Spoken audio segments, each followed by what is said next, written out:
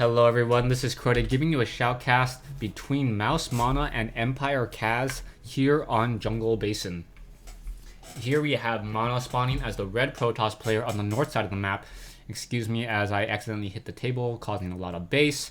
Versus Empire Kaz over here on the south side of the map on Jungle Basin. Now, as I've said before, Jungle Basin, one of those maps, only 2 spawning locations, and one of the few maps that don't have gold minerals. There are actually very few mineral patches here compared to some of the other maps, and there's not nearly as many minerals at all. I believe Blistering Sands may have the same amount of mineral patches. I'm not 100% sure. Actually, yeah, Blistering Sands has the same amount of mineral patches. It just seems a little bit more spaced out compared to Jungle Basin. You see that these center expansions here are relatively close together from right here to right here. It's only a hop, skip, and a jump in order to get between these 2 locations, and it makes for a very interesting play. Also, there is a relatively close walking distance between these 2 bases, and there are also many excuse me. There are also a lot of ways that you can try to cheese your opponent.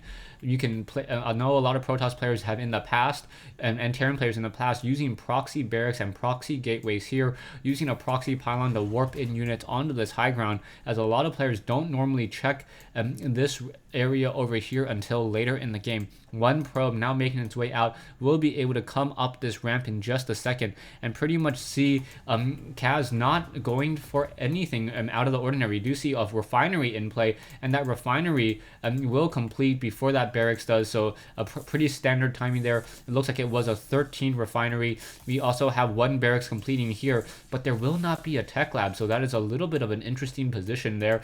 Perhaps he positioned it here just so if there was a rush, he could raise that supply depot, have Marines rallied into this location, making it very difficult for any Zealots to get some combat damage in. We now see 1 probe getting some damage onto that poor SCV. The SCV finally pulling back as a Marine comes out to help out his brother.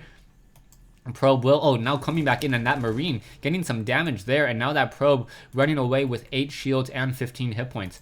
Back here we now see 1 Cybernetics core currently warping in as well. We also see 1 Zealot as well, so 1 very early Zealot to deal with this 1 SCV. SCV just able to wander around pretty freely inside this base, not a care in the world until he sees that Zealot. The Zealot is coming out over here, and one of the things that just going to talk about the game a little bit. I've been trying to teach Honey, or the wife, a little bit more about StarCraft, and she really likes Star Jeweled. So one of the things that she talked about that I didn't even really notice is like she likes the ponytails on Zealots. And so anyways, just a little bit of a random commentary there. I don't know why all the Zealots have ponytails. I'm sure there's lore about them on why they have ponytails. Can you see it? Can you see it? No, he keeps on turning his head. There he is. Yeah, you can see that ponytail there. Anyways, SCV now pulling back. There is a probe activating this Naga Watchtower. Marines are going to try to come clear it out, but in comes a Stalker as well, and that is going to be very bad. The probe just standing there could get some damage, and yeah, getting some damage as well. The probe may get shot down. Stalker, however, will be able to get 2 Marine kills, and yeah, down it goes. So 2 Marines traded for 1 probe and a Naga Watchtower control. We also have Mouse Mana getting up a Nexus here, so a very early expansion here. Not even 5 minutes into the game, and this expansion was already in play, so, or already being warped in, so it looks as though Mana going for a very late game doesn't want to push out all too quickly. But, and surprisingly enough, coming in from Kaz, we have 2 racks into a factory, into a starport. These are interesting just because of the add-ons. I would normally say that he would be going in for Banshees, but because the Tech Lab is researching Stimpack, it doesn't look like Banshees, so he may decide to do a reactor swap off of this factory in just a moment, and then train up a lot of Marines and Marauders, a very strong infantry build that is within the realm of possibility. As we now see this backdoor location here, Kaz wants to make sure that no units are able to walk up this ramp, getting in a serious amount of damage. Medevac now trying to be trained, currently supply locked though. I do not see any additional, this 1 supply depot will be completed in just a second. And now doing a reactor swap onto the barracks, so the barracks will now double train Marines, and yes, it is going to be a straight Marine Marauder medevac push, just your standard MMM. For some reason, that looked really strange to me for just a second, but yeah, now with 2 racks, 1 reactor on the barracks, and a starport in play without a tech lab, without a reactor. It is obviously MMM. We don't have the concussive shells yet. We do have the combat shield just starting its research now, as another Marine was able to capture that Xel'Naga watchtower there. We now see that Stalker trying to pull away. The factory was able to fly over. He will not see any Stalkers here, as that Stalker did decide to return all the way home. And now Mana in a very, very comfortable position, sitting in his base. The problem is going to be for Terran to try to push up this very narrow ramp, especially with sentries. If Mana is able to drop down a force field in the right position and enabling him to split up that Terran army, the Terran army is not going to be able to deal all that much damage at all, as many of those Marines will be out of position. Many of those Marines will just simply fall due to the sheer number and the sheer size, but in comes a drop instead. Stalkers, oh, we're trying to take down the medevac, but unable to, and now Marines taking down many of the probes as well. Marines getting a lot of damage. In comes some sentries. Sentries now coming in as well, or sentries coming in with those particle beams, but not dealing that much damage, and now that has been cleaned up. But back over here, the factory is able to gain sight, and even though Kaz did have a semi I wouldn't say a completely successful drop, he was able to stop the mining and get some kills. He is still behind economically just because Mana has this expansion here. You can see the economy difference, 1,000 versus 1160, and this is probably just because there are mules here. Yeah, the mule helping out the mining over here. Kaz really saturating this mineral patch. Over 24 SCVs, 25 SCVs in addition, and now those SCVs are going to most likely be transferred. Are they being transferred? Yes, transferred over here to the low ground location in order to mine more minerals. Another drop now coming in once again. So Kaz is trying to use multiple medevacs and drops to limit the amount of economy that Mana will be able to gather, and now trying to pull away, but that hot evac will not work, as that medevac trying to drop it down more units, realizing that there's too many Stalkers there, trying to get more of an economic damage. I believe the Marine would have a better chance shooting down that Stalker and getting more damage in, but no, that Stalker will live to fight another day. One observer still moving around the map. We do see a Marine activating this Xel'Naga watchtower next to this Ursardic calf. Yeah. Back over here, Kaz is just mining. He is trying to train up more SCVs, realizing that he is behind economically, getting back into this game. But we now see what every Terran player doesn't want to see when he goes up again, when he is trying to mass up infantry, and that would be Colossus. Colossus is very, very strong, especially if they have the level 1 weapons upgrade in addition to the extended thermal lance range. It doesn't look like a forge is in play at all, so we are not going to be getting any level 1 research upgrades, but still, once 4 or 5 Colossi come out, the sheer amount of damage and splash damage is so difficult for a Terran player to deal with if he doesn't have essentially a fleet of Vikings. We now see Viking training, Viking production starting to ramp up for Kaz. Kaz getting 2 Vikings in the air, will be able to get 5 Vikings in just a second. But in comes the army of Mana. Mana moving out with a very, very decent sized army. The extended thermal lance range is completed. Where is that probe? There should be a probe in this group to set up a proxy pylon. And oh, no probe, so this is kind of interesting. We now see what Stalker's trying to get some damage in. There is one observer in the air there, so those Stalkers are able to see up that ramp pretty easily. And now with 5 or 3 Vikings and more coming out, Mana realizes that he cannot push with his current standing army and decides to retreat, especially without a proxy pylon being set up anywhere in the map. We may get a nexus here to try to establish up a 3rd base, or even one here as well.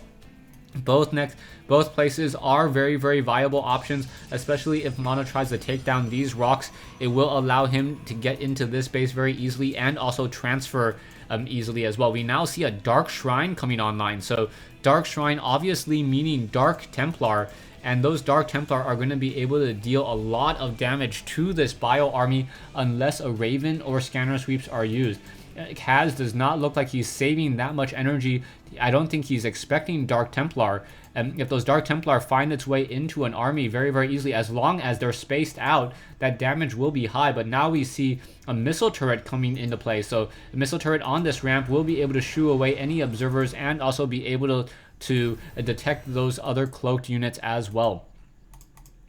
Colossus over here taking a look at the army combinations and army balances. We now see Kaz hitting on a 3750, or Kaz currently has a 3750 mineral army and about the 1150 gas army as well. So gas and tech wise armies are fairly balanced. We'll see how these players are going to approach it as 2 Dark Templar now make their way out across the field. 1 Dark Templar coming in over here. A scanner sweep will be used. Dark Templar trying to get some get some hits in already as those Vikings are now coming in.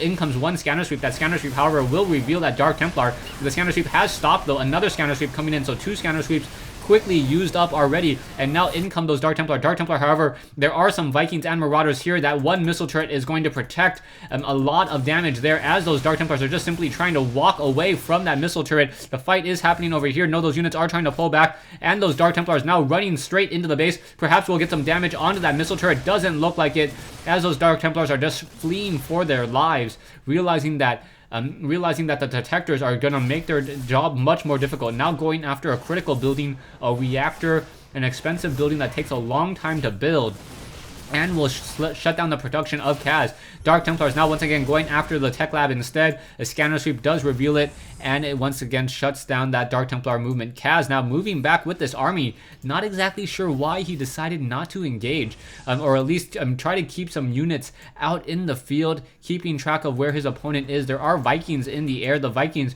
are dealing a lot of damage towards those Colossus. I do not see any Colossus, or sorry, 1 Colossus now, and that is it. Stalkers and Sentry's going to join in on this fight to try to take down these destructible rocks. A Dark Templar should be able to push its way through as well, get some damage in there, and then transfer some probes into this expansion here in just a moment. Already at 54 hit points, and now just wait for those rocks to get taken down.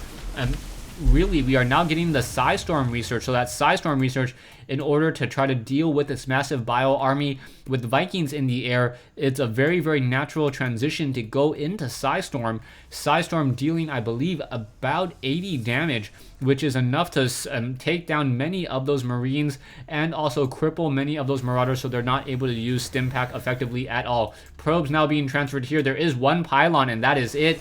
And now as those probes are going to start mining, Mana is going to lose this expansion very, very easily, especially as the medevacs arrive before the rest of that standing army. Marauders and Marines need to come into this location here, perhaps snipe down the Nexus. The Nexus will get taken down, but it's going to split up this army. Vikings now in the back. Zealots do not want to try to walk up that ramp. The Nexus was taken down, and Kaz doing a great job of just controlling the flow so far. Marines and Marauders, if they move too far and too close towards those probes, are going to have a very difficult time. And now Stalkers and Zealots are going to try to engage. And feedback onto the Raven. The Raven able to escape with just barely enough hit points. Didn't have that much energy, only about 100 or so. And that was the problem there. Mana now just taking a lot of damage, losing multiple probes, as the Terran player Kaz hasn't even tried to set up a 3rd base just quite yet. He really needs, what we need to see from Mana is Psystorm. The amulet research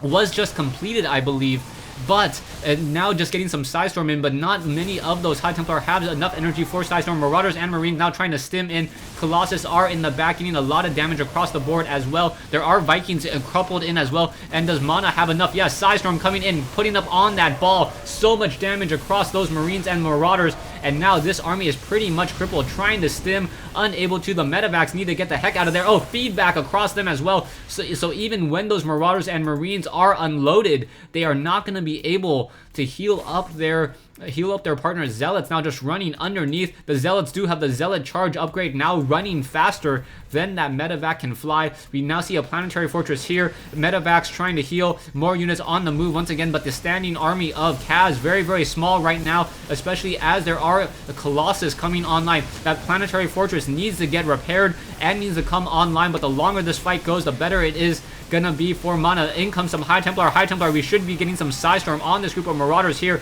if they can get within range. In comes that planetary fortress though, and now getting some damage across some of those lower hit point units, and now only the Colossus will be able to deal damage to the planetary fortress without taking any damage back. Mules now being called in, that 9 range being very, very helpful. Marauders now trying to make their way over, unable to get any serious damage in. Stalkers just standing there, absorbing much of that damage so far. And now the medevacs. Marauders now trying to come in, trying to perhaps snipe down the last of those Colossus. In comes another Psystorm. Multiple Marauders were taken down, and now the planetary fortress down to 200 hit points. Ghost is finally out, but not enough for an EMP just quite yet, as the Zealots and Colossi still are being trained. Level 1 weapons upgrade, or level 2 weapons upgrade currently being researched. better than the level 1 weapons upgrade that the Marauders and Ghost already have. 22 damage per attack against light units, similar to the Marauders' 22 damage against armor units there. A Nexus now being placed down here and here as well. Mana needs to transfer over some probes, and now you can see the sheer economy of Kaz mining off of what, 6 mules off of this base here. 4 mules essentially give you about 200 minerals a minute, so 6 mules giving you about 3,000. Is it about 800? One base is 800, so yeah, those mules are giving him about 1,200 minerals a minute, not even counting the additional SCVs. Back over here, another drop coming in. Marauders able to snipe down this Nexus, but he does have a Nexus to give at this stage in the game, as this main base is currently being mined as well. Mana, however, still behind economically, as these probes are not currently mining. These Marauders now trying to run away from those Zealots. Zealots, however, with that Zealot charge, unable to still catch up, as that charge is on cooldown, and down it goes. More Stalkers now coming in. 1 Zealot coming in as well. Stalkers do not have Stalker Blink. However, the Stalkers may be able to shoot down that medevac, down to 38 hit points and able to barely escape. There's the Psystorm and the Colossus now coming back over here. Medevac will get shot down. Down it goes. A fully loaded medevac with 4 Marauders, quickly neutralized by Stalkers on the ground. Now, Mana's army is still larger, even though his economy is still just slightly behind, but those mules do not last forever, and now you can see Kaz only mining with 1 mule at this time. More Psystorm coming in. Ghosts need to move out. Ghosts want to get some EMP shockwaves, and oh, multiple feedback on that 1 Ghost, killing 3 Ghosts, and that was absolutely just clutch. Clutch performance by that 1 High Templar there, chaining feedbacks across multiple Ghosts. And now those Ghosts without EMP Shockwave, Mana's army is just so powerful. Should be able to just attack, move into this group. Psystorm coming in. Kaz in a very, very bad position once again. Mana, Kaz is going to be forced to say GG. There's that Psystorm just stacking up across multiple units. Zealots now getting within combat range, as that Zealot charge will be able to come in. More force fields finally showing themselves, and there's the GG. So great game here on Jungle Basin. Mana taking it, Protoss versus Terran, and it was just really critical that critical feedback at that last moment. I want to see that again, perhaps in slow motion. Sucker for punishment. I am a Terran player, but that was just such beautifully played by Kaz. So with 1 Ghost, or with 1 Observer here, you can see that there are Ghosts, and those Ghosts have a fair amount of energy. 78, 79, 124. So these Ghosts are really the backbone of this army, and would really be able to hamper this army here. There's that medevac lost.